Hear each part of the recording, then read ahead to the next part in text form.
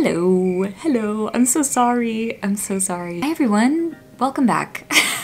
I'm so sorry I have been MIA for such a long time, but I am back now and I'm really trying to do this normal again. But you know what, I'm trying to give myself grace because it has just been absolutely the most like crazy couple of months of my whole life. Little recap. Moved to London in October. You guys were there, or maybe you weren't. Subscribe. Yeah, basically in October, I landed I took a plane to London and I started school pretty much the next day, completely jet lagged. Hi everybody, so it is now like day 10 of London and I have been like very scarcely checking in because it's been a lot. It's been good for the most part. The flat hunting stuff is super frustrating for sure. I have made some sort of friends with in my course and we are going to like a graduate school mixer, wine and cheese. I know that I'm in Europe and it's just so funny that like we're having like a wine and cheese night. Like that just, I don't know, that's just funny to me. And I also love it. Well, I'm just a girl and I'm living in London and I'm going to a wine and cheese event. Like, you're kidding me.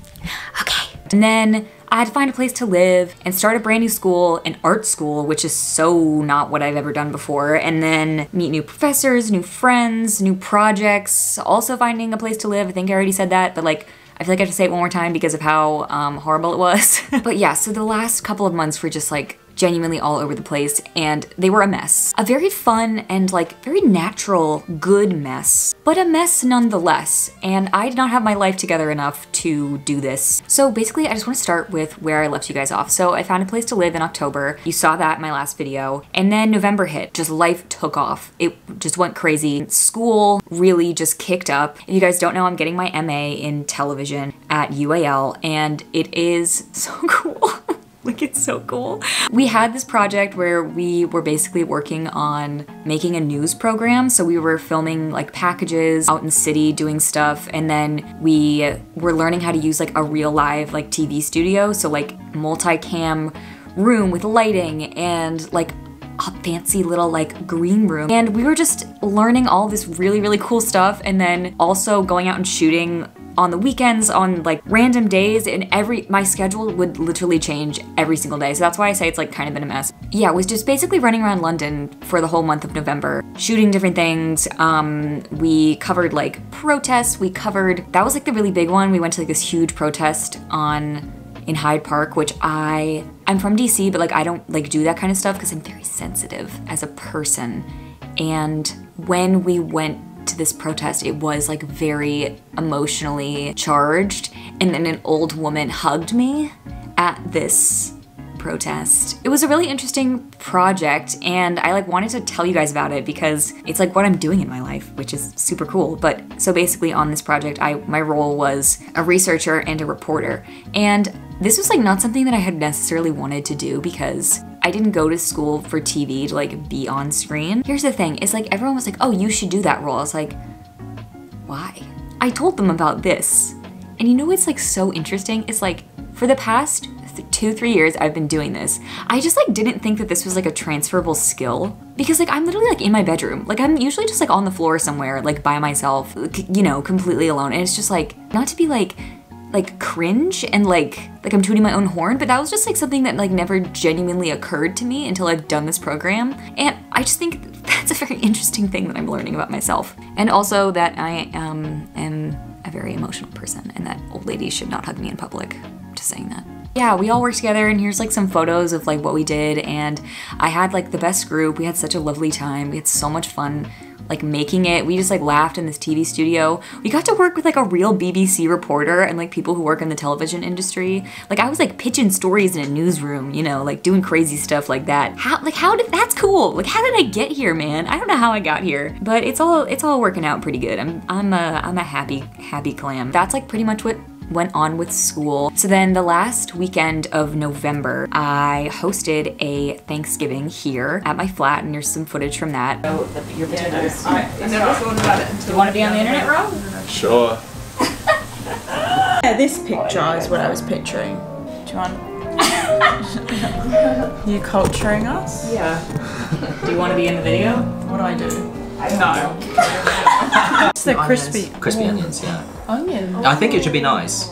I mean, It looks very good. the main I recommend this to like anybody who's going abroad, especially around the holidays, because it can be really kind of sad if you're away from home for the very first time and like you're not with your family and you're getting all these pictures and stuff. But like one of my most fond memories ever, like I cherish it like so. It's just like, it's a core memory of my first year in Scotland, and my friend Julia and her flatmates threw like a little Thanksgiving at their flat. And it was just like absolutely what we all needed, because like all of us were just, well, the Americans and one Canadian, we were just kind of down because we weren't with our families, but then we all came together and we just had this really great meal and got to talk and be silly and, you know, drink and be merry, all that kind of stuff. So I just really recommend that if you're going abroad, because even throw one yourself. Like if you know a couple Americans or you know a couple people who've never had Thanksgiving, like just throw one, because it's just a fun time to get together with cool people. And so then the next weekend I went to like a bunch, what just happened? I went to a bunch of dinner parties. I threw a dinner party, but then I went to 2 other dinner parties, which like, I just really love that. Like in my 20s, I have always wanted to be in my dinner party era. I have always wanted that. Ever since I was like 7, I was like, you know what I really want to do is I want to go to a dinner party. I really need you to know that that's not a joke. But yes, I was an odd child. And so I like got to do a lot of that, which is really fun. So yeah, I had a couple of those, and then the next weekend we had like this big gala, like a Christmas ball for the whole university. So like I got to get like dressed up, and I didn't take videos of any of this because I was literally just like such a mess. But I do have pictures. This is my dress. I got it from And Other Stories, and I got my shoes from Zara. And I accidentally went on Black Friday to Regent Street. That was my first mistake. I forgot that it was Black Friday, and I was like, oh, it can't be that bad. It was so bad. Yeah, so then just like the fall and Christmas time were just so lovely in London. Like the trees changed, they were so pretty, and they're just, Christmas just like explodes all over the city. It's every single corner, it's decorated for Christmas, and it makes my little heart sing. It really does. And so before Christmas, I did a lot of Christmas shopping. I tried to go to like a bunch of different markets. Like the food markets are a really big thing in London, and I've been to Borough Market a ton, and that's still my favorite one. But I checked out Camden Market. Man, that place, it goes on forever. So like one day I got like a bunch of sushi there, and then I like tried to do some Christmas shopping. They had tons of like vintage stuff. It just went on and on and on. It was honestly a bit overwhelming. And I went by myself, so I was just like wandering around for a very long time. And then it actually started to snow. I don't know if you can see it, but that was just a really fun day. And then I got myself lunch. This is like one of my favorite things to do as like a girl in my 20s. And I recommend that everybody do this, not, you know, everybody of all genders, not just the girlies. I am like a go with the flow type of person. So like if someone's like, hey, let's go do this, hey, let's go do that, like usually I'm just kind of like, yeah, like that sounds great, and then I'll just like go along with it, which like I have no problem doing that. Like that's very much my personality. But there's something about just like a day where I just go off and I get to do everything I want to do, like at exactly my pace. So like this day, I swear to God, so I went to Camden Market, I walked around. I think I walked to Camden Market? No, I definitely did not. I think I took the tube there, but then I walked all the way back. That's what it was, because I walked almost 13 miles this day, which is something that I just like to do because I'm a crazy person. But so I went to Camden Market, and then I like remembered there was this exhibit that I had really wanted to see forever at the Wellcome Collection. It was called The Cult of Beauty, and I'm gonna talk about it like a little bit later, but that was just really, really cool and fun.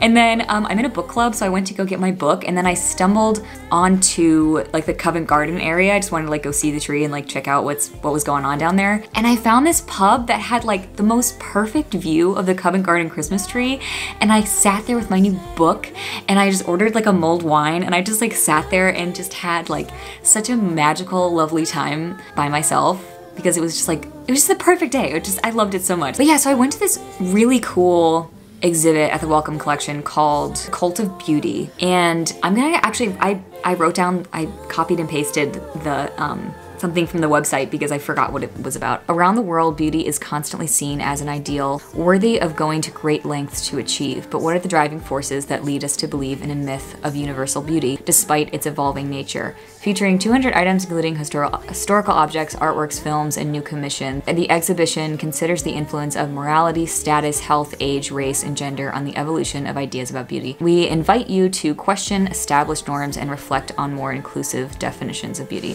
And I just like, I absolutely loved it. I love exploring topics like this. Like that was one of the things that I really loved about taking art history at University of Edinburgh was I learned about like all these crazy trends that like women would do to try and fit in. Like there was a thing where women used to like pluck, this is so gross, they used to like pluck their hairlines back so that they could have bigger foreheads.